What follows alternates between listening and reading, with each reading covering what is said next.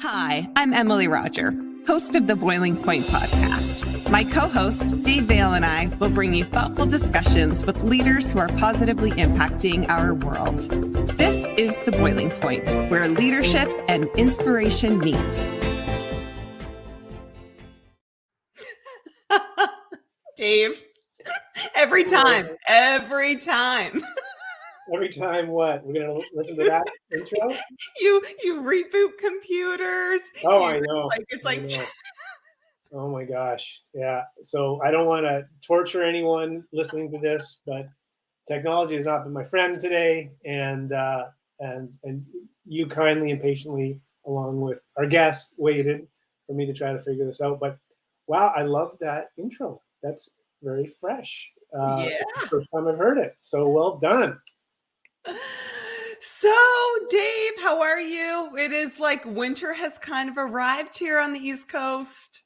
It has. Yeah, I know. We're like in it. It was like summery and then bam, winter. Like it was 22 degrees and then -1. So welcome to, anyone that wants to experience that, come to Atlantic, Canada, and you can experience that for sure.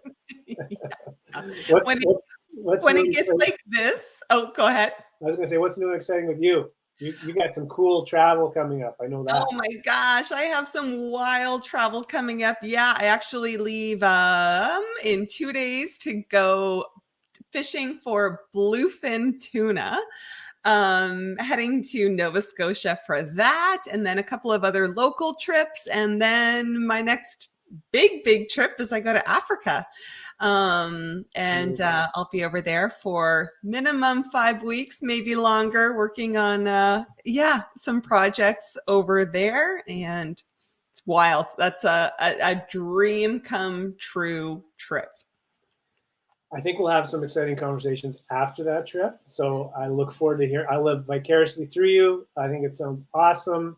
And I mean, I've been aware of it, but there's a lot of details I'm not entirely aware of. So I look forward to catching up on that for sure. And you will live vicariously through me until you hear all about my flights and how many flights to get to every destination. And then you will say, I'm happy it's Emily, not me, because our love for flying is totally different. Yes, that is true. We figured that out a few podcasts ago for sure. Yeah. So really cool guest on our show today. We have Matt Cundill, and Matt is someone who, I mean, like you talk about the team that comes together for the Boiling Point. Matt is an integral part of our team. We'll get more into that when we bring him on. But Matt is a 25-year radio veteran who has worked in Montreal, Winnipeg, Edmonton, and even the Annapolis Valley. He transitioned to voiceover and podcast in 2014 after getting restructured out of traditional media, which I'm sure there will be a story in there about that. And after being a talent coach to so many in radio, he transitioned to podcast to do the same. Matt Cundill, welcome to the Boiling Point. Thanks so much for having me. I feel like first and foremost, it is like you are the one that mostly helps Dave with his microphone. I'm all about the tech. It really is. It's really all about the tech these days. And it could be just about anything. It could be your Wi-Fi. It could be a microphone. It could be your computer. There's just so many obstacles to get in the way of a great broadcast.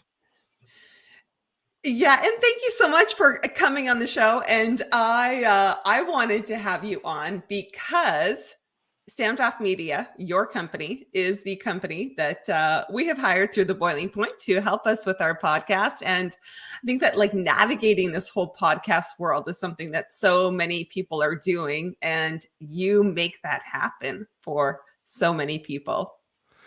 I mean, this podcast has been around for a long time. Going right back to the early days. And when we say early days of podcasting, I mean, the early days were 2004, but a lot of people began to sort of dabble 2015, 2016, and you could do it, but it was quite complex back then. You had to, iTunes, and there was Google Play, and there was all sorts of strange ways to to make your podcast happen. And now it's become so streamlined and so easy with so many technological toys out there that now we're able to do more. Like, for instance, this is video. A lot of people may be watching this on video. They may be hearing this on audio. So with all the different ways to put the content out there, it's sort of where my company comes in. And every day we wake up and there's something new and something different that we need to make a change, or we need to make an adjustment with how we do things. Yeah. Dave, how do you feel with all the technical changes and how easy they all are to navigate? Oh, they're simple, streamlined. What I find amazing is actually, like, you make things sound quite simple, Matt. It's actually very complex. There's a lot of moving parts. There's a lot of things happening, and am I alone out there in just wanting to have a podcast, and wanting it to get out to an audience, but all the things that happen in between recording something and how it gets out, I find it fascinating, but I don't really want to know it all because it just feels so complicated and convoluted to me. Am I alone in thinking that? No, not at all. It's a very deregulated space. It comes from an RSS feed. So this show goes out on an RSS feed, and people go, well, what's that? And think of it as a radio transmitter that sort of beams everything out and beams out all the content. But here we are now. We're going to put out a new episode. The new episode gets picked up by the phones. And then the phones, I sort of look at the RSS feed as a purse. So every time you put something new into the purse, everybody gets an update to what that is. And then eventually things like, Apple and Google will come around and pick up the purse and take it and deliver it to you. So basically it's a delivery system, but it's not centralized. People think of, Netflix as being, that's a centralized place where you go get movies, but there is no Netflix of podcasting. It's a free and open space. It's very democratic. You can just simply have a website and still put your stuff out. So that's one of the beauties of podcasts, but it also sort of keeps it a little bit complicated in how the distribution happens. So, and I'm just curious about you have a background, radio, broadcast, and television, is that the perfect foundation, you think, to build, and to support podcasts? Because when I listen to you, you clearly have a radio voice. Like, right off the bat, first time I heard you, I was like, that guy must have been on the radio. For sure, he was on the radio. And I'm just, you're out of radio, you're into this space now, but tell us about how leveraging that knowledge and experience has helped you in this genre. So it's actually not the best. Really? It actually runs a little bit, against the grain of what podcast is. So the day I figured it out was when I learned that radio is live and local and that podcasting is on demand. So when you watch television, you can see the Super Bowl or the Academy Awards, and that's often taking place live, and you'll watch that. But then you go to Netflix and you can watch that anytime. And it can take you about 7 or 8 minutes to find the thing you watch, which is much like podcasting, right? It takes you a little bit of time to go figure out which one you want to listen to. So I began to bust it up into 2 parts. And this is on-demand audio versus audio that is live and local. And so once I separated those 2 parts, I began saying, okay, radio is radio. But podcasting really has more in common with books and magazines and blogs than radio. Outside of the microphones, that's really all they have in common. One thing radio is really good at, though, is promoting and saying, hey, tomorrow morning, 8:15, be sure to be listening for this and join us for this, and traffic and weather together on the ones. We're very much trained to be able to do that. Well, with podcasting, it's on demand. So trying to motivate people to go into, to listen and to access the show when they have really a whole runway of life in front of them. It's not, there's no demand for that, but radio is so strong with their promotion and they do it so well. So that's some of the things from radio that I've brought. And that's really the marketing side of things and how to market a podcast. So with you transitioning out of radio and getting into your own company, and what happened there? Well, I got fired. And, they say everybody in radio gets fired at least once. It just took me to the anniversary of my 25th year in radio before they said, well, you're done. I thought I was going to get a cake and it was going to be a sort of a celebration of 25 years in radio. It turns out they gave me a package out. And that was 2014. And I understand why. The business of radio radically changed. It began to sort of, I mean, I think there's sort of two downfalls to radio, and largely music radio if you were working in it. Probably Napster, followed by Spotify, where music became sort of ubiquitous and you could get it anywhere. And then social media in 2007, when that came along, people got their information quicker, faster from different sources, and radio began to change again. And then the money began to disappear. People would advertise on Google and Facebook instead of their local radio station or their newspaper. And so the money began to change. And really, you couldn't really afford a 6-figure program director to do talent coaching at that point. So did you then jump right into owning, like, entrepreneurship? Like, how did that all come up for you? Well, there's a lot of lonely nights, I'll tell you, and trying to figure it out and what am I going to do next? And I started to do some radio consulting, which was okay. I found consulting to be a little bit odd because every suggestion I was making was running into budgetary problems. And again, I kept going back into radio and there was these budget problems with, we need more money in order to be able to pull off this particular stunt or event or, what you're asking us to accomplish. And then it took about to 2016 when I did a trip to Chicago to Podcast Movement. And I took a look around and I said, look at all these microphones. Look at all these people. And all these people are podcasting and there's ideas. And public radio was really in the space. And there were, Gimlet Media was making these wonderful podcasts and people were listening. I thought, I can do this. I don't know exactly where the goal is, but it kind of reminded me of pond hockey. Everybody out there with a microphone doing things in this sort of infinite space. So I can keep the puck on my stick because I know how to do audio. When I see the goal, I'll be able to shoot and take a shot on net and score. And so I started my own podcast. I thought the most obvious thing to do is to start my own. And I said, well, what am I going to talk about? Sadly, the only thing I knew what to talk about was radio and broadcast. And so I did that. And then we did it every week. And then we kept on going. And then within a year, we learned a little bit more about the technology, what was right, what was wrong. And then by the second year, we hit about 2017, began to make a few partnerships. And I found everybody was really, really super kind and willing to help out. And there's a real rising tide lifts all boats approach with podcasting because it is such a wide open space. And that if you're doing the same podcast subject that I'm doing, we can work together to grow the audience, as opposed to where in radio, where you're looking for audience at the same time, you're trying to kill each other and you're keeping secrets and, enemy and vitriol and all that stuff. It's completely the opposite. So that what I saw in the space, it really floored me, and that people were so kind and could help.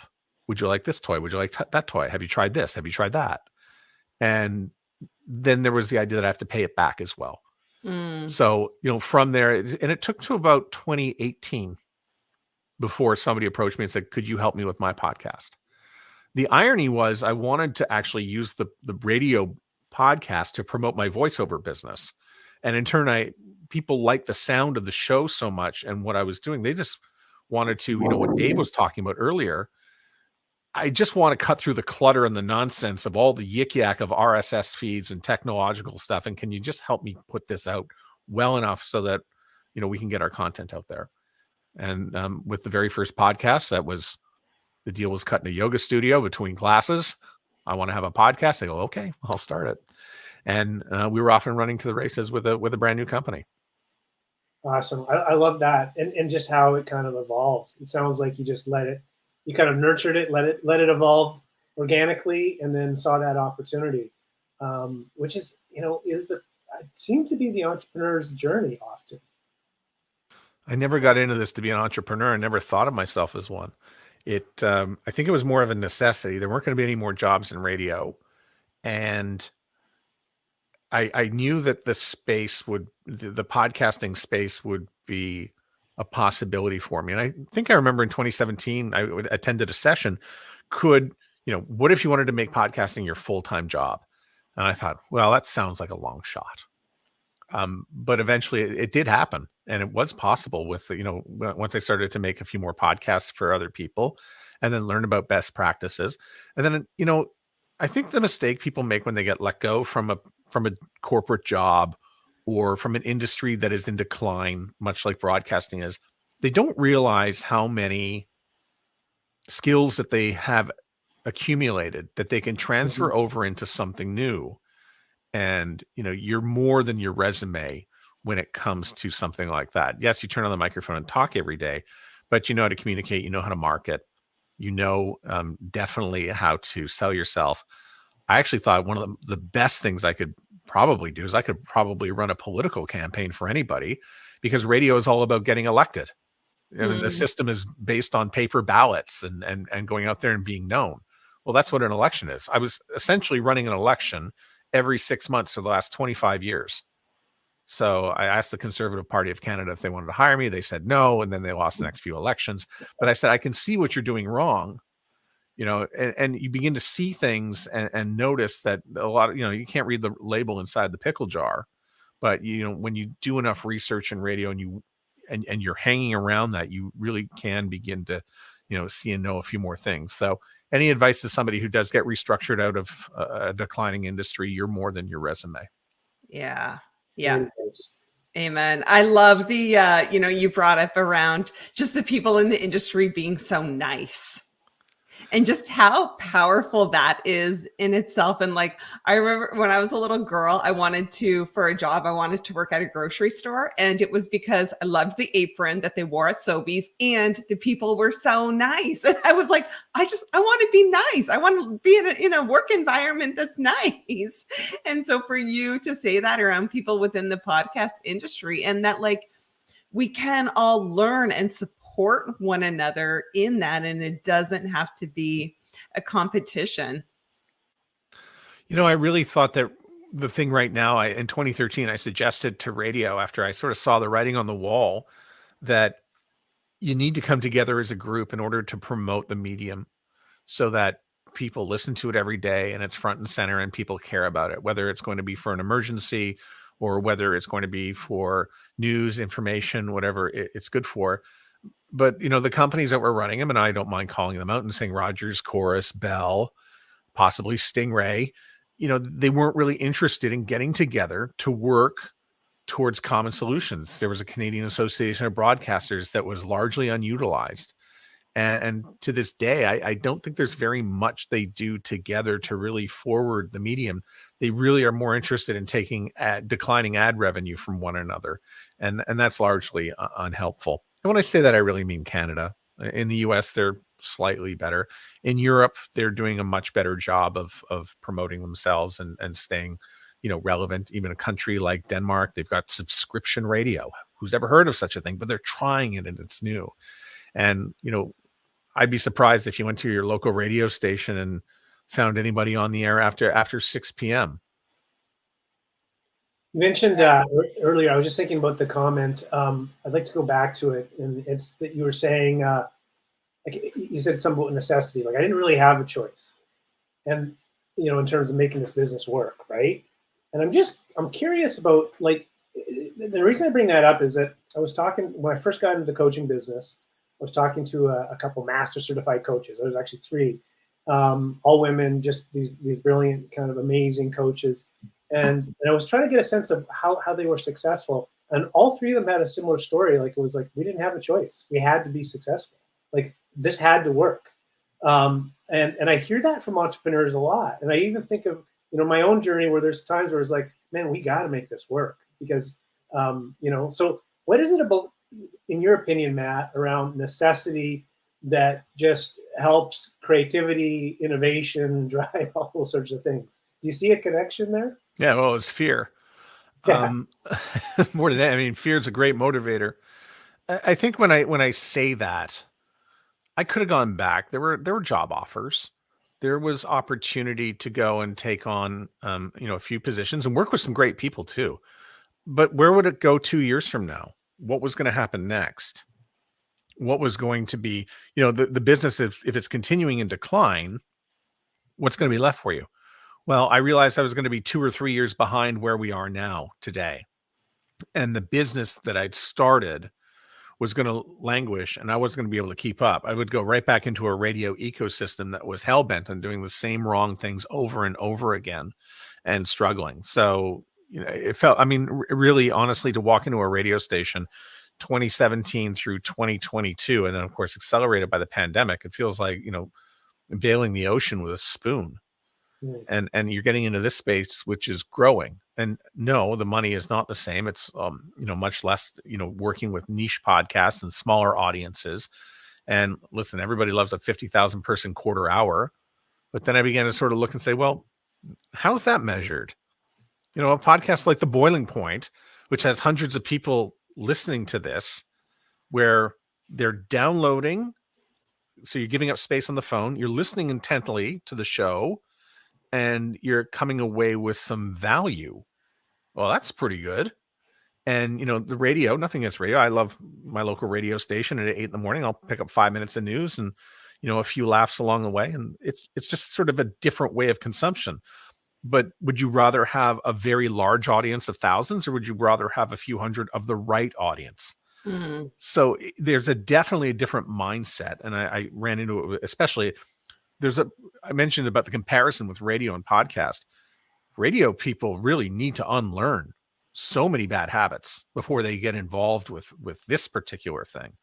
And so I went to a longtime radio person and I said, hey, you've got this many YouTube people, you've got this many downloads, and you've got if I add all that together, that's 30,000 people who have consumed your show in the last month.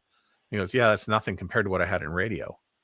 And I said, well, not really. I mean, those people came in for a little bit. These people are making an active choice to push everything aside to consume and come and listen to what you're offering. And the size of 30,000 fills two nights at at your local big hockey arena.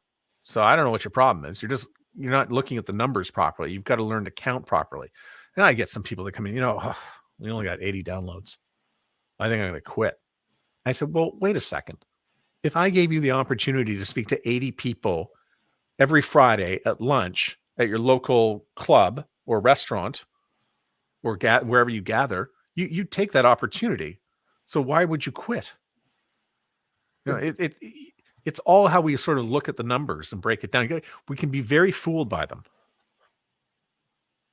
Yeah. That's why sometimes I love just being naive to things and going into things without knowing any different. You spoke about how your skill sets, to not look at your resume for just what your skill sets are.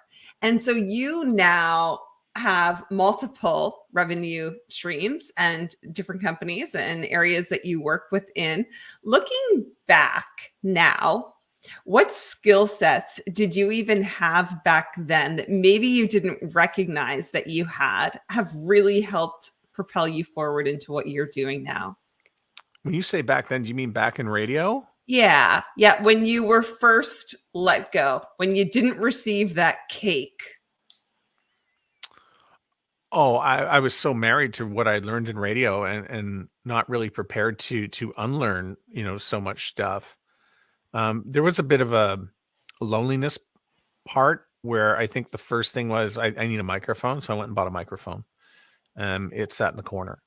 And then the second thing I needed to do was to talk into it and figure out how to reconnect.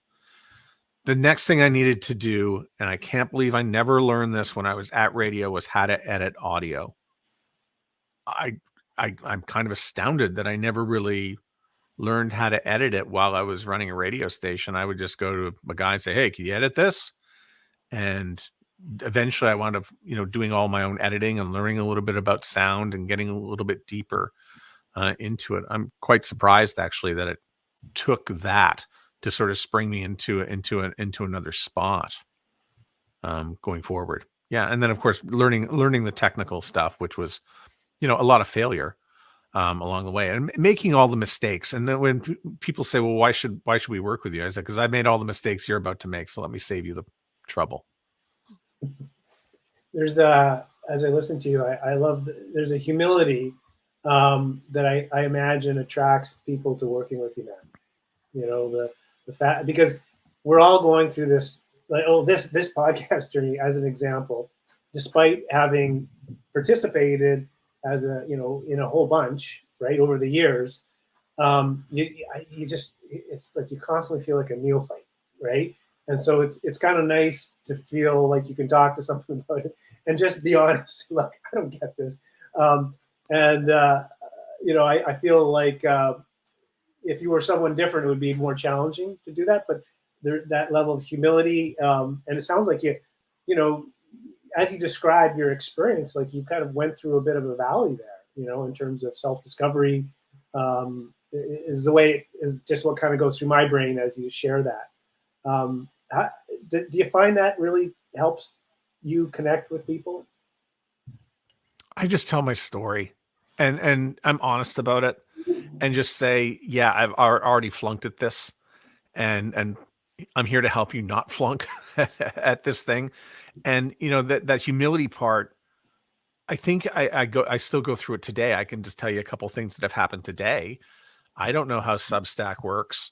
I know a lot of people are writers and they want a podcast and they're also on Substack, and I don't know how that works exactly. Can I embed the podcast into their Substack? So far, I'm finding the answer is no. You actually have to have the actual podcast on Substack for that. But that's a level of discovery of going through to figure out, how does that work? Video is now the new thing. We're doing this right now on video. This is your first episode. I can see that we're doing here on StreamYard, which is, one of the technological things that has sort of sprung forward to make it easy so that we can stream, with a lot more ease. But they're going through the same thing. How do we make it so that, this is easy for creators like Emily and Dave to be able to pop on here and bring guests on and as well produce their own shows and kick it out as quickly as possible. No producing our own shows. I think you just need to let me know how to use this thing, which I understand in terms of screw ups. You're talking about, the frustrations. I've been using this thing for years, and I learned today that it hasn't been working. So, geez. Yeah, again, you know what? Like so much of the stuff, like it volleys. The technology now moves so quickly. Stuff becomes outdated very, very quickly, and the way things get done now, we're in this like new world of video, which you guys have already been involved in. So you have a bit of a head start. But I'm getting now a rush on people who are coming and saying, I don't have a YouTube presence, and a lot of people say they are discovering podcasts on YouTube. How do I get involved with that? And, there's a very, very fast learning that needs to happen. YouTube made the announcement last week. I'm on to this week, and I'm telling people this is what you need to do in order to, have your show visible on YouTube where people can see it. And these are people who've been podcasting as long as you guys have, all the way back to 2015. And they have no YouTube presence and maybe have no desire for one. But like I said, the Google app is going to go away in September 2024. It will be replaced by YouTube, and you're going to have videos on YouTube in order to participate. Your choice if you would like to do it. If you do it, you're just not going to be allowed to say wherever you get your podcasts. Because if you get your podcasts on YouTube and you're not there, hence the problem. Yeah. Where do you and again, I'm like wanting to kind of dig deeper here, but it's like you have such a great mindset, and you are someone who, in the conversations that I've had with you, you also have such a great perspective. And with that, it's like, where does that come from? Have you always had that, or in what, was there activities that you were doing as a kid growing up, or anything that you are able to kind of attribute what you now know to what you maybe learned back then? I think it's a heightened awareness. I'm very aware of the surroundings and what's going on and where the pitfalls are. And I've had conversations with people. They say, you always seem to point out the negative things before, when an idea comes out. And I said, I just want to point out the pitfalls so we don't waste a lot of time getting where we need to go. And so that would come from, I think, probably live radio. And so every day from 2:00 to 6:00 in Edmonton or the Annapolis Valley, or whether it was all nights in Montreal, I would have to talk 2 or 3 times an hour live, and people are listening. And it can sometimes be one word, that could tank the whole thing. Somebody will misinterpret something, become offended. How can you deliver the message in a short, succinct way? So if you write something out and it comes out to a minute, can we cut that down to about 45 seconds in order to deliver the same message? All that stuff is really, really important when you're going live. What's the presentation look like? So, in a podcast, for instance, what's the artwork? What's in the description? How is it going to come out in people's ears? Is it going to be too noisy? Is it going to be too quiet? Will the P's be popping? Every little detail. You want to get rid of all that so people can continue to listen and feel at peace and at home with what they're listening to. And if they're uncomfortable, you can make people uncomfortable on the radio by talking about the wrong subjects. Politics, for instance. If you're talking politics and people aren't expecting you to talk politics, you make people feel uncomfortable, they're gone. That's not helpful. That's a problem. There's I'll give you another great example. And I know this because you do bring people on who have, for instance, have a book, and nobody has ever thought about this, but I was taught this, and I guess it's working from great coaches. Valerie Geller is one of my favorite coaches in the whole world. She has a book, and she, has told me about, tell the truth, make it matter, never be boring. Those are the 3 rules to going on the radio. So if I were to bring a guest on the show, onto my radio show, and they had a book, and I started to tell my audience, oh, so-and-so is here today, an author, and has a book. Well, the listener's going to think, I don't need to hear this interview because they're not going to be giving away the best parts, because the best parts are in the book and they want me to buy the book. And so we would immediately see a drop in listenership on the radio because people knew that. The only other time we would see that sort of drop on the radio was when we had a politician in and people knew they were not going to get the truth. Those are the only 2 times I could really sort of pinpoint, like constantly looking at ratings and seeing, the dropping. So in order to be a good communicator, and this is to answer your question, Emily, about how do you know how to communicate that stuff? I go right back to Valerie. Tell the truth, never be boring, always make it matter. Good advice. Excellent advice. So, you've had a chance to listen to the Bowling Point a number of times, probably more than you care to share.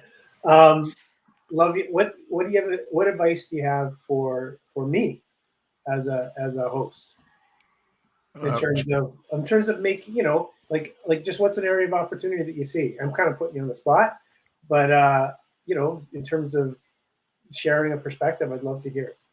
I don't need to give you too much advice because I think you're genuinely curious. And so the questions you've asked, you're following along with the conversation, you're listening. By the way, listening back to the people you're interviewing, you'll be surprised the number of people who don't do that. And I'll point to Terry Gross, who's the host of Fresh Air, NPR down in the States, who I had no idea even existed up until 2017 when I saw her speak in Philadelphia at Podcast Movement, by the way. But for those who are lucky to catch Fresh Air on NPR, she's the best interviewer out there, I think, next to Howard Stern. She said be sure to listen back to what what they're saying. And she played a clip of the time she wasn't listening and somebody went off the rails and said something tremendously offside. And she had to say, whoa, back up. Did you say? And she said, I wasn't listening. And so being curious is part of it. And then always listening back. But you're doing both those things right now, Dave. And, we're having a great free flow conversation. Lots of people are watching. They're still in. In the audio side of things, this is being recorded. It will be a separate audio experience when it's consumed in audio. So we'll be able to edit it back. So that's fine. And there's nothing wrong with being edited because, again, it's like I said, I wrote something out to a minute. I cut it to 45 seconds and I can go to air with it. Another rule from Valerie Geller, anything you can record, you can make better. I find that, Ellie, I don't know if you find this. I find it, I want to just jump into the conversation, but we also have our notes, right? That we've been given ahead of time. And I find it, it's almost challenging, right? Because you want to follow the conversation, the thread of the conversation. And there's just good stuff you want to ask that we've got as a pre-read. I think Matt's always said, just the pre-read is what it is. Stick in the conversation. But for me, it's like it's a bit of a balancing act. Do you find that as well? I actually don't really look at the notes. Like I do to get to know the guest, but then I think that I just get so ingrained in the conversation of what's being said. I shouldn't say I don't look at the notes, but that it for me it's like, yeah, I guess I am just curious and I want to know. Like even right now, my mind is going to, what is it, Matt, that makes a good radio voice? Like, what is it about your voice that just makes it pleasing to people's ears to listen to? I think speaking from the chest and the stomach is the physical part, but I think learning how to be around a microphone and knowing your microphone is really key. It could I've worked with the wrong ones before. So it's kind of like a hockey stick. You go out there and this is my stick. No, it's not my stick. I like this stick better. And you go with that one. Having your favorite pen at work is always gonna work if you're gonna be a writer. But I think what makes somebody so compelling in the audio world is writing. So if you know how to write, you're gonna be really good at this. And the other thing I was going to mention is really about, from the coach's side of things. And Dave was mentioning about preparation and, hey, I've got these notes and we want to follow along. So I would probably look at this from two sides. And this is Bill Parcells, New York Giants head coach for many years, and he won 2 Super Bowls there. 50% preparation, 50% execution. So you've done the preparation, you have it in front of you. This is the execution part. And you have to be prepared to pivot and make changes along the way. So Emily's already done that. She's read it. She's prepared. And now she's just executing. And Dave, you've got a playbook. You want to stick to the playbook, but at the same time, you can take a deviation and come back if you want. You have permission for that. Good advice. Yeah. And probably I haven't done as much preparation as I should have. So I'm kind of, just full disclosure, I'm probably balancing. Nobody needs to know that. Well, so we're going to edit that out or not. It doesn't matter to me because it's the truth. You're humble. Matt did say that you have to be honest, that being honest is what makes. Yeah, exactly. And then, and knowing your mic, well, clearly I don't. We've established that. I cannot figure out. I have a mic that doesn't work, so I'm using an internal mic in my computer. Yeah, and again, that could be, it's so many people, they buy microphones, USB ones, and then they want to add a second one, and I'm like, you need another part for that, and then it's another few $100. And I can so understand how it gets discouraging for people, who want to start. I mean, listen, if you want to start a podcast, you can just pick up your phone and just record into your phone. Yeah. And you can upload it, and that's a podcast. Right. I think though, with the choice of 4 million podcasts out there today, that you want to make the best possible one that you can in order to compete and make a good listenable experience for everybody. And the number of people saying, "Oh, I don't need to edit my show," or "It doesn't matter about the content because the content will speak for itself." Well, it won't speak for itself if people find it unlistenable. Mm. Yeah, there was a podcast that I was listening to once, and I really wanted to listen to it because it had great content that I wanted to hear. But I think the guy had a mint in his mouth. Like there was some sort of a noise that I'm like, I cannot handle this anymore. Well, that's the beauty, is we're allowed to shut it off, right? Because I've had the same thing, or the topic just veers in a way, and I'm like, I don't. This is just like too negative, or whatever it is. You can which goes to show you can lose your audience pretty quick. Negativity is not good. It's especially in podcasts. You're got your headphones on. You want to listen to something nice, and when you hear people yelling at each other, it will make your heart rate go faster. And you're like, I don't think I want to be a part of this. I don't feel so good. Mm. So then you'll stop and turn it off and find something else.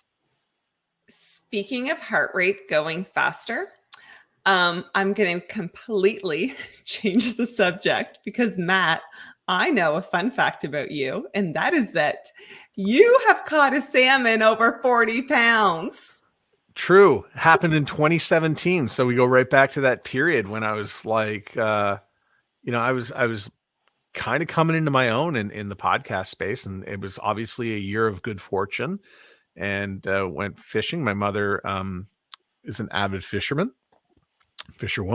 and she goes every year, and she invited me, and we were on the Grand Cascapedia River, and I think I got one earlier in the day, and then a little bit, I could afford to take a few more chances later in the day. And I think, so we pulled out an unusual fly and threw it in. And it was, I think, about an hour and a quarter, an hour and a half fighting with a big one. And the guide said, I think this is over 40.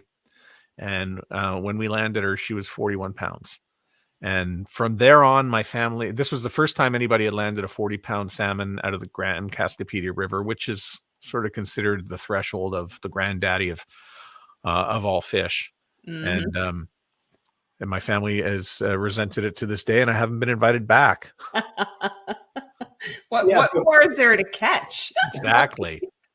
Anyhow, if you're driving down 229 in Highway 229 in Quebec, which I think starts in Saint-Anne-des-Monts and goes down near Mariah, Martha's Run was the pool. Amazing. A 40, I mean, that is a big fish. And the Grand Cascapedia is that, I think that is one of the most beautiful rivers in the world, like not even just in Atlantic Canada, but in the world. And it definitely gets some big fish in that river. And that is pretty unreal. And I love that too, around you saying that, you know, you got one in the morning. It's kind of like the pressure was taken off a little bit. And I wonder if it would have been the same experience, and if that fish, which, I mean, we'll never know, but had have still been landed if you maybe had not have got the one in that morning and there was a little bit more at stake. Yeah, I probably would have gone with a more conservative fly. And which is, yeah, I was sort of, if I hadn't caught the one in the morning, I wouldn't have gotten the one in the afternoon. I would have gone with a more conservative fly, and I would actually have no fish that particular day, and I'd still be looking for the 40-pounder. You wouldn't be as resented in your family, though. Yeah, I know it hasn't done good for family relations, and I'm not the most avid fisherman. You know, my sister is, and my mother is, and they're upset. Which makes it more infuriating for them, right? Yeah. Yeah. And the other thing, but I was thinking, what a beautiful metaphor for life too, right? Like taking chances, taking risks, trying something new, not being conservative. You know, we're talking about entrepreneurship and you know, launching a career, you know, in this world, in the podcast world, in the voiceover world. I'm guessing you probably had to be unconventional and not, you know, take some risks. And use some flies that you might not have used otherwise. Yeah, you know, I listen to podcasts like this one that talk about, you know, taking risks and being bold. And I'll be honest, I've got the mentality of an 11-year-old, and I just start a fire, and then I say, let's see what happens if we throw some crud on it. That's it. And I love, and that is that thing of like, you know, for me, of like really wanting to get to know people and just like what their interests are, what their passions are, because what metaphors we can draw from other things that we do and we enjoy and apply it to life. And I know, Matt, for you also, you're big into yoga. You have actually sent me some tips on doing handstands and headstands. And even with that, it's like, what do you learn? What can you take from yoga and apply it professionally within your companies as well? Go to yoga so you can get off the computer and get off social media. I think that you can't bring your phone in there and do anything. So it's, you know, the same thing when you go fishing, right? You know, there's probably no reception where you're going. So it's just good to get away from all that stuff. But I think just the movement is important because, again, you can see me, I'm sitting here most of the day. There's a microphone. If I have to redo a voiceover, I can go to the microphone in the corner, which is, I get to stand. And so we're really developing and moving into a spot where I can be completely sedentary. And so, okay, I'm going to get up and go to yoga. I'm going to see other people, and there's going to be a community of people there, and they'll be different. But we're all going to be able to do, you know, some movement together, learn some new things, and just to stretch, you know, changes, you know, the mindset. It changes a little bit of, you know, the course of your day. So we're talking about going upside down. I try to go upside down once a day, just to change perspective, or at least clean the blood out of my head. One of the two. It changes the circulation of your body and gives you a chance to maybe, and I think maybe, I don't have any evidence of this, that it gives you a new perspective on maybe some of the things that are troubling you. And so I do enjoy going upside down, whether it's, I think the pose you were doing was a Pincha Marianasana, which is sort of a flat-armed. Were you doing the flat-armed hand, or were you just doing a straight handstand? I don't know what I do. Whatever I do scares me. Yeah. So, use a wall. And I think that's another thing, depending on the type of yoga you do or the props. So there's blocks, there's, sometimes there's a belt, like, or a rope, as it were, just so you can help yourself. There's some pads, there's some blankets, using the props, they're there. So when you're, doing any form of work, use the props that you're given to help out whatever it is that you're doing. What a beautiful metaphor in that for anything that we're doing, of like, what props are out there to help us? What support system is out there to help us? I don't ask for nearly enough help. I was actually mentioning about the pivoting. People need help with video. Well, I'm going to go find video help. I can't, to be able to sit and to do video work. I've learned to do some video work. Sometimes I'll edit maybe this particular podcast and maybe edit this video, but to do some more specific stuff for the stuff that people really want these days is pretty interesting. I'm not sure I'm the right person to do it, especially being Gen X. I'm over 50. And if you roll back to what we're like, it was all very refined television. It was kind of perfect. And then millennials came along, and then, they were shooting something a little bit different, a little more easygoing. And now the Gen Zs are upon us, and they don't care what they put up. They'll shoot anything with a camera and it just goes right up. But most people around 50 and older, they're a little conscious about what it looks like and what it sounds like. And if it's not perfect, they'll be uncomfortable with it. And I'm uncomfortable with it. So I'm looking to, hire people who understand video, a little bit younger, and to sort of, help me unlearn what is ingrained in me. Yeah. Greg Hemmings, someone you should reach out to. He knows the medium pretty well. He's not much younger. He's a fabulous guy who's got a lot. I believe he's coming up as a guest. Is that correct? He is. Yeah. Yeah. Talk about a free flow conversation where not about not being perfect and just rolling with it. He's got a lot of Gen Z in him. He does. Yeah. That's a good point. Yeah. For being a Gen X guy. That's right. Yeah. Yeah. Well, Matt, this has been phenomenal. I just appreciate you. You are, like Dave pointed out, you're so humble. You're just cool to talk to. So thank you so much for coming on The Boiling Point, for working with us, for being a part of our little team and getting our message and our podcast out into the world and to all of our listeners. And so we are going to list all of Matt's information and any of the extras that we have discussed in the show notes, including where you can find Matt and hire him to also help you like he helps us.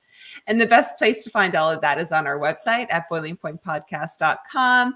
We are active on LinkedIn, Facebook, and Twitter, and we put the video versions on YouTube and Facebook.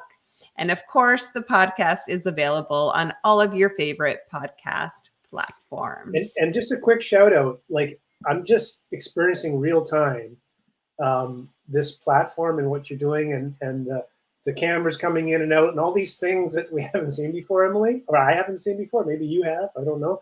And then like the little stuff scrolling across the bottom for people that are watching the video. Very cool. Like, it's I'm just like kind of blown away just to experience this, having not seen this before. So love the conversation, and thanks for working with me through the technology, the ubiquitous technology challenges that I'm constantly up against. Every day for all of us. Don't worry about it. Yeah.